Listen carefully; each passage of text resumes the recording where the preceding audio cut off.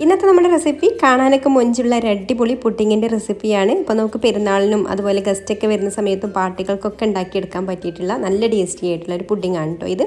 അപ്പോൾ നമുക്ക് പെട്ടെന്ന് തന്നെ ഈ ഒരു പുഡിങ് എങ്ങനെയാണ് റെഡിയാക്കുക എന്നുള്ളതൊന്ന് നോക്കാം.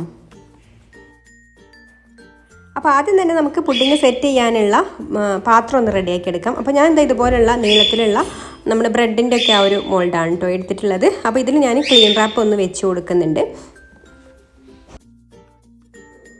അപ്പോൾ ഞാനിത് ഡീമോൾഡ് ചെയ്തെടുക്കാൻ വേണ്ടിയിട്ടാണ് കേട്ടോ ക്ലീൻ റാപ്പ് വെച്ച് കൊടുത്തിട്ടുള്ളത്. അല്ലെങ്കിൽ സാധാരണ നമ്മുടെ പുഡിംഗ് ഡിഷിൽ തന്നെ സെറ്റ് ചെയ്താലും മതി. അപ്പോൾ ഇതവിടെ മാറ്റി വെക്കാം. അപ്പോൾ നമ്മൾ ഈ ഒരു പുഡിങ് 3 ലെയറിലാണ് ഉണ്ടാക്കുന്നത്. അപ്പോൾ ഫസ്റ്റ് ലെയറിന് വേണ്ടിയിട്ട് ബിസ്ക്കറ്റാണ് കേട്ടോ എടുത്തിട്ടുള്ളത്. ഞാനിവിടെ ചോക്ലേറ്റ് ബിസ്ക്കറ്റ് എടുത്തിട്ടുണ്ട്. അപ്പോൾ നിങ്ങൾക്ക് ഇഷ്ടമുള്ള ബിസ്ക്കറ്റ് ഏതായാലും എടുക്കാം. ഞാൻ 2 ബിസ്ക്കറ്റും ചേർത്തിട്ടാണ് കേട്ടോ എടുക്കുന്നത്. അപ്പോൾ ചോക്ലേറ്റ് ബിസ്ക്കറ്റ് ഇത്രയേ ഉള്ളൂ. അപ്പോൾ ആദ്യം ഇതൊന്ന് പൊടിച്ചെടുക്കാം.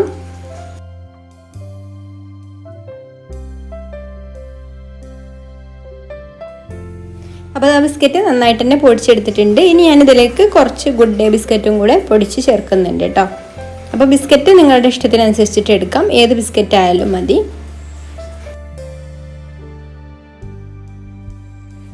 ഇനി ഞാനിതിലേക്ക് ഒരു 1/4 കപ്പ് തേങ്ങ ചിരവിയതും കൂടെ ചേർത്ത് കൊടുക്കുന്നുണ്ട്.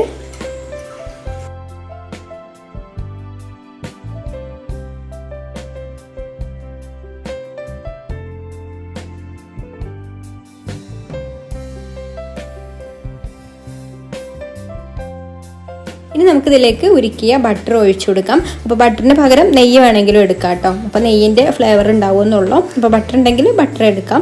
ഉപ്പില്ലാത്ത ബട്ടറാണ് കേട്ടോ എടുത്തിട്ടുള്ളത്. എന്നിട്ട് നന്നായിട്ടൊന്ന് മിക്സ് ചെയ്തെടുക്കാം. അപ്പോൾ ബട്ടറിൻ്റെ അളവ് പറയുകയാണെന്നുണ്ടെങ്കിൽ നമ്മൾ എടുക്കുന്ന ബിസ്ക്കറ്റിൻ്റെ അനുസരിച്ചിട്ടാണ് കേട്ടോ. അതായത് ബിസ്ക്കറ്റിൽ നമ്മൾ പുട്ട് നനച്ചൊക്കെ പോലെ വരണം കേട്ടോ. നമ്മൾ പിടിച്ചു നോക്കിയാൽ ഒരു കട്ടയായിട്ട് വരുന്ന ആ ഒരു പരുവത്തിലാണല്ലോ നമ്മൾ പുട്ടൊക്കെ നനച്ചെടുക്കുക.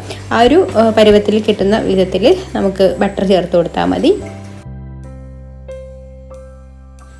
എന്നിട്ട് നമുക്കിത് നന്നായിട്ട് മിക്സ് ചെയ്ത് കൊടുക്കാം. ആ ബട്ടറൊക്കെ എല്ലാ ഭാഗത്തും എത്തുന്നത് വരെ നന്നായിട്ട് തന്നെ മിക്സ് ചെയ്തെടുക്കണം. ഇപ്പോൾ നമ്മുടെ ഫസ്റ്റ് ലെയർ ഇവിടെ റെഡി ആയിട്ടുണ്ട് കേട്ടോ. ഇനി നമുക്കിത് സെറ്റ് ചെയ്യാനുള്ള പാത്രത്തിലേക്ക് ഇട്ട് കൊടുക്കാം. എന്നിട്ട് സ്പൂൺ വെച്ചിട്ട് എല്ലാ ഭാഗത്തേക്കും ഒരുപോലെ നിരത്തി കൊടുത്തതിന് ശേഷം നന്നായിട്ടൊന്ന് പ്രസ് ചെയ്ത് കൊടുക്കണം. സ്പൂൺ വെച്ചിട്ട് തന്നെ ഇതുപോലെ ഒന്ന് പ്രസ് ചെയ്ത് കൊടുത്താൽ മതി. ഇനി നമുക്കിത് സെറ്റാവാൻ വേണ്ടിയിട്ട് ഫ്രിഡ്ജിലേക്ക് വെക്കാം. അപ്പോൾ പെട്ടെന്ന് സെറ്റായി കിട്ടണമെന്നുണ്ടെങ്കിൽ ഫ്രീസറിൽ വെച്ചാൽ മതി. പിന്നെ സെക്കൻഡ് ലെയറിന് വേണ്ടിയിട്ട് നമുക്ക് ചൈനാഗ്രാസ് വേണം സെറ്റാവാൻ. അപ്പോൾ ഞാനിവിടെ ഒരു 6 ഗ്രാം ചൈനാഗ്രാസ് എടുത്തിട്ടുണ്ട്. അതിലേക്ക് ഒരു 1/2 കപ്പ് വെള്ളം കൂടെ ഒഴിച്ച് നമുക്ക് കുറച്ച് നേരം ഒന്ന് വെക്കാം, ബാക്കി കാര്യങ്ങളൊക്കെ റെഡിയാക്കി എടുക്കുന്നത് വരെ. അപ്പോൾ ഇപ്പോൾ ഞാൻ ഫ്ലെയിം ഓൺ ആക്കിയിട്ടില്ല കേട്ടോ. അപ്പോൾ നമുക്ക് ബാക്കിയുള്ള മിക്സിംഗ് ഒക്കെ കഴിഞ്ഞതിന് ശേഷം ഇത് മെൽറ്റാക്കി എടുക്കാം. പിന്നെ ഈ ലെയറിലേക്ക് വേണ്ടി തന്നെ കുറച്ച് ഇളനീര് എടുത്തിട്ടുണ്ട്. അത് നമുക്ക് മിക്സിയുടെ ജാറിലിട്ടിട്ട് ഒന്ന് അരച്ചെടുക്കണം. ഒരുപാട് ഫൈനായിട്ട് അരച്ചെടുക്കണ്ട കേട്ടോ. ചെറിയ ചെറിയ പീസുകളൊക്കെ ഉണ്ടായിക്കോട്ടെ. അപ്പോൾ ഇതാ ഇളനീർ ഇവിടെ അരച്ചെടുത്തിട്ടുണ്ട്. ഇനി ഞാനിവിടെ ഇതുപോലെ ഒരു പാൻ എടുത്തിട്ടുണ്ട്. അതിലേക്ക് 1 കപ്പ് തേങ്ങാപ്പാൽ ഒഴിച്ചു കൊടുക്കാം. നല്ല കട്ടിയുള്ള തേങ്ങാപ്പാലാണ് കേട്ടോ. പിന്നെ ഇതിലേക്കൊരു 1/4 കപ്പ് കണ്ടൻസ്ഡ് മിൽക്കും കൂടെ ഒഴിച്ചു കൊടുക്കുന്നുണ്ട്. അപ്പോൾ കണ്ടൻസ്ഡ് മിൽക്ക് നിങ്ങൾക്ക് മധുരത്തിന് ആവശ്യത്തിന് മുഴുവനായിട്ട് കണ്ടൻസ്ഡ് മിൽക്ക് ഒഴിച്ചു കൊടുക്കാം. അല്ലെങ്കിൽ പിന്നെ പഞ്ചസാരയും കണ്ടൻസ്ഡ് മിൽക്കും കൂടെ അങ്ങനെ മിക്സ് ചെയ്തിട്ട് ഒഴിച്ചു കൊടുക്കാം കേട്ടോ. ഞാനിപ്പോൾ ഇവിടെ 1/4 കപ്പ് കണ്ടൻസ്ഡ് മിൽക്ക് ഒഴിച്ചു കൊടുക്കുന്നുണ്ട്. പിന്നെ മധുരത്തിന് പഞ്ചസാരയാണ് ബാക്കി ചേർത്ത് കൊടുക്കുന്നത്. ഇനി കണ്ടൻസ്ഡ് മിൽക്കും തേങ്ങാപ്പാലും കൂടെ നന്നായിട്ടൊന്ന് മിക്സ് ചെയ്തെടുക്കാം. പിന്നെ മധുരം നോക്കിയിട്ട് അതിനനുസരിച്ചിട്ടുള്ള പഞ്ചസാരയും കൂടെ ചേർത്ത് കൊടുക്കാം.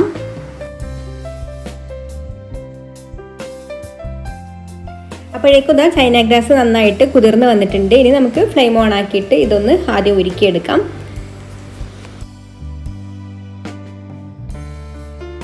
ഇപ്പോൾ ചൈനാഗ്രാസ് ഇവിടെ മെൽറ്റായി തുടങ്ങിയിട്ടുണ്ട്. ഇനി ചെറിയ ചെറിയ തരികളൊക്കെ ഉള്ളൂ കേട്ടോ. അപ്പോൾ നമുക്കിത് അപ്പുറത്തെ സ്റ്റൗവിലേക്ക് ലോ ഫ്ലെയിമിലിട്ടിട്ട് മാറ്റി വെക്കാം. എന്നിട്ട് നമ്മുടെ തേങ്ങാപ്പാലിൻ്റെ ഒരു മിക്സ് ഒന്ന് ചൂടാക്കിയെടുക്കണം. അപ്പോൾ രണ്ടും ഒരേ ചൂടിൽ വേണം കേട്ടോ ഒഴിച്ചു കൊടുക്കാൻ, അല്ലെങ്കിൽ പിരിഞ്ഞു പോവും.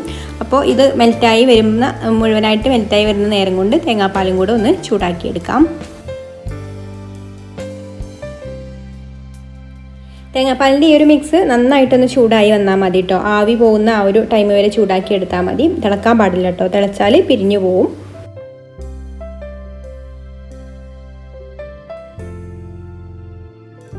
ഇപ്പോൾ ഇതാ തേങ്ങാപ്പാൽ ഇവിടെ നന്നായിട്ട് ചൂടായി വന്നിട്ടുണ്ട്. ഇതാ ഇത്രയും മതി കേട്ടോ. ഇതിൽ നിന്ന് ഇങ്ങനെ ആവി പോകുന്ന കണ്ടില്ലേ, അത്രയും മതി. ഇനി ലോ ഫ്ലെയിമിൽ വെച്ചിട്ട് നമുക്കിതിലേക്ക് മെൽറ്റാക്കി എടുത്തിട്ടുള്ള ചൈനാഗ്രാസ് ഒഴിച്ചു കൊടുക്കാം. അപ്പോൾ ചൈനാഗ്രാസ് ഞാൻ എന്താ ഇതുപോലെ ഒന്ന് അരിച്ചിട്ടാണ് കേട്ടോ ഇതിലേക്ക് ഒഴിച്ചു കൊടുക്കുന്നത്. അപ്പോൾ ചെറിയ ചെറിയ തരികളൊക്കെ ഉണ്ടാവും കേട്ടോ, ചിലപ്പോൾ മെൽറ്റ് ആവാതെ കിടക്കുന്നത്. അത് കടിക്കാൻ ഇഷ്ടമില്ലാത്തവർക്ക് ഇതുപോലെ അരിച്ചിട്ട് ഒഴിച്ചു കൊടുക്കാം. അല്ലാത്തവർക്ക് നേരിട്ട് തന്നെ ഒഴിച്ചു കൊടുത്താലും കുഴപ്പമൊന്നുമില്ല.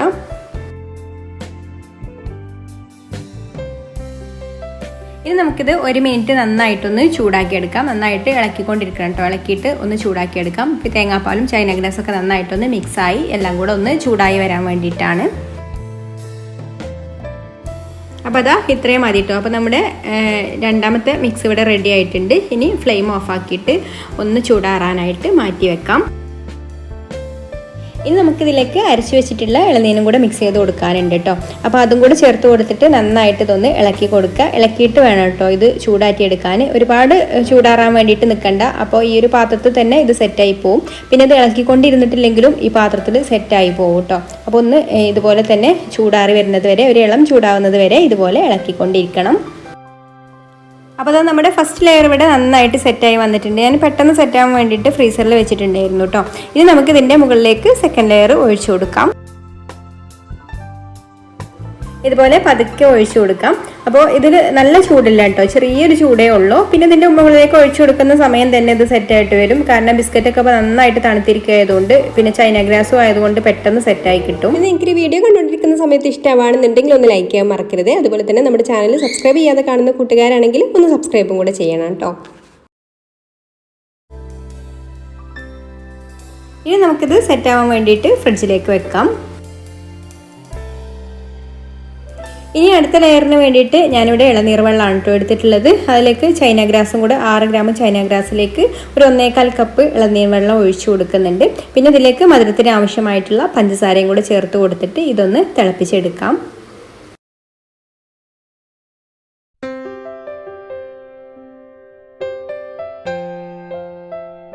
അപ്പോൾ അത് ഇളനീർ വെള്ളത്തിൽ ചൈനാഗ്രാസൊക്കെ ഇവിടെ നന്നായിട്ട് മെൽറ്റായി വന്നിട്ടുണ്ട്. ഇനി നമുക്ക് ഫ്ലെയിം ഓഫ് ആക്കിയിട്ട് ഇത് അരിച്ചിട്ട് മറ്റൊരു പാത്രത്തിലേക്ക് ഒഴിച്ചു കൊടുക്കാം.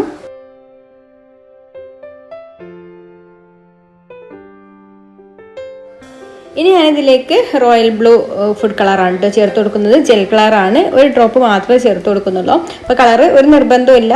ഞാനിതിലേക്ക് കുറച്ചും കൂടെ ഒരു ഭംഗിയൊക്കെ കിട്ടാൻ വേണ്ടിയിട്ടാണ് കേട്ടോ കളർ ചേർത്ത് കൊടുത്തിട്ടുള്ളത്. അപ്പോൾ അതൊക്കെ നിങ്ങളുടെ ഇഷ്ടത്തിനനുസരിച്ചിട്ട് ചെയ്യാം. ഇനി നമുക്കിതൊന്ന് ചൂടാറി വന്നതിന് ശേഷം സെറ്റായ ഈ ഒരു പുഡിങ്ങിൻ്റെ മുകളിലേക്ക് ഒഴിച്ചു കൊടുക്കാം. പിന്നെ ഒഴിച്ചു കൊടുക്കുമ്പോൾ വളരെ പതുക്കെ വേണം കേട്ടോ ഒഴിച്ചു കൊടുക്കാൻ.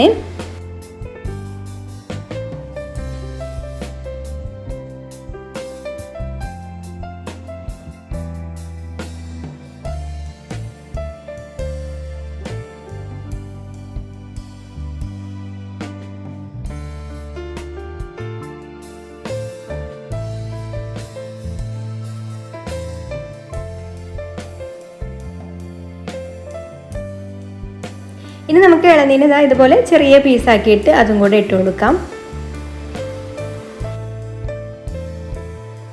എന്നിട്ട് നമുക്ക് ഈ ഒരു ലെയറും കൂടെ ഫ്രിഡ്ജിൽ വെച്ചിട്ട് ഒന്ന് സെറ്റാക്കി എടുക്കണം. അപ്പോൾ അതാ നമ്മുടെ പുഡിങ് ഇവിടെ സെറ്റായി വന്നിട്ടുണ്ട്. ഇനി നമുക്കിത് ഡിമോൾഡ് ചെയ്യാൻ വളരെ എളുപ്പമാണ് കേട്ടോ. അപ്പോൾ നമ്മൾ സാധാരണ പുഡിങ്ങിൻ്റെ ഡിഷിലൊക്കെ സെറ്റ് ചെയ്യാണ്, അതുപോലെ സ്റ്റീൽ പ്ലേറ്റിലൊക്കെ സെറ്റ് ചെയ്യുകയാണെന്നുണ്ടെങ്കിൽ കുഴപ്പമൊന്നുമില്ല, അതിൽ വെച്ചിട്ട് തന്നെ കട്ട് ചെയ്തെടുത്താൽ മതി. അപ്പോൾ ഇതുപോലെ ക്ലീൻ റാപ്പിൽ വെച്ചിട്ട് നമുക്കിത് ഇതുപോലെ ആക്കുകയാണെന്നുണ്ടെങ്കിൽ നമുക്കിങ്ങനെ എടുത്തിട്ട് വെച്ചാൽ മതി, പുറത്തേക്ക് വെച്ചാൽ മതി. ഇനി നമുക്ക് അടിയിലുള്ള ക്ലീൻ റാപ്പ് ഇതുപോലെ പതുക്കെ ഒഴിവാക്കിയിട്ട് ഇഷ്ടമുള്ള ഷേപ്പിൽ കട്ട് ചെയ്തെടുക്കാം.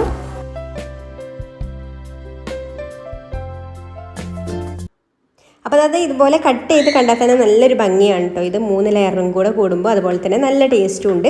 അപ്പോൾ എല്ലാവർക്കും ഇന്നത്തെ ഈ ഒരു റെസിപ്പി ഇഷ്ടമായിട്ടുണ്ടാവുമെന്ന് വിചാരിക്കുന്നു. അപ്പോൾ ഇനി മറ്റൊരു നല്ല റെസിപ്പിയുമായിട്ട് അടുത്ത വീഡിയോയിൽ കാണാം. താങ്ക്